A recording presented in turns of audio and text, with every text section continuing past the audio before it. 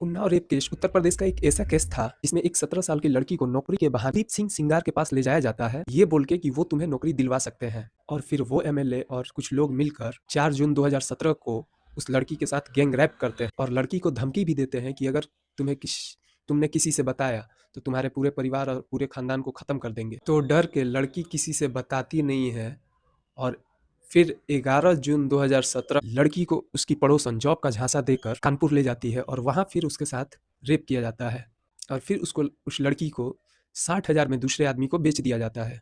उसके बाद पुलिस को वो लड़की औरैया के पास एक गांव में मिलती है और पूरी गैंग रेप की कहानी बताती है, लेकिन उसमें भी वो लड़की एमएलए का नाम नहीं लिया था।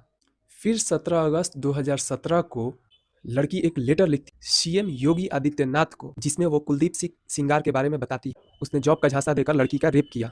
ये सब होने के बाद भी पुलिस उस केस को दबाने की कोशिश करती है और फिर लड़की के पिता को बहुत पीटा जाता है और लड़की के पिता को पीटा जाता है सिंगार के आदमियों के द्वारा, और जिसने पीटा पुलिस उस व्यक्ति को ना पकड़ के लड़की के पिता को जेल में डाल देती है। लड़की के पिता को ही अरेस्ट कर लिया और आर्म्स एक्ट में अंदर डाल दिया।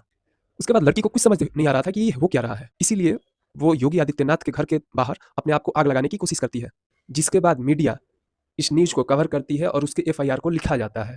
उसके बाद कस्टडी में ही लड़की के पिता की मौत हो जाती है। पुलिस इतना मारती है, पिता की कस्टडी में ही मौत हो जाती है। तब ये केस पूरे देश भर में फैल जाता है, प्रेशर बढ़ता है और फिर एमएलए को अरेस्ट किया जाता है और फिर ट्रायल चलने के बाद कुलदीप सिंह सिंगार को उम्र कैद की सजा मिलती है और फिर 23 दिसंबर 2025 को दिल्ली हाई कोर्ट एमएलए की उम्र कैद की सजा को सस्पेंड कर देती है। उसके बाद दिल्ली में प्रोटेस्ट होने लगे, लोग कहने लगे ऐसे हीनियस क्राइम में ऐसे बेल नहीं मिलना चाहिए। फिर सीबीआई सुप्रीम कोर्ट में अपील करती है, फिर supreme court Delhi high court के बेल ऑर्डर पर रोक लगा देती है। तो अब भी कुलदीप सिंह सिंगार एमएलए जेल में ही है और ये मैटर आगे सुप्रीम कोर्ट में आर्ग्यू किया जाएगा।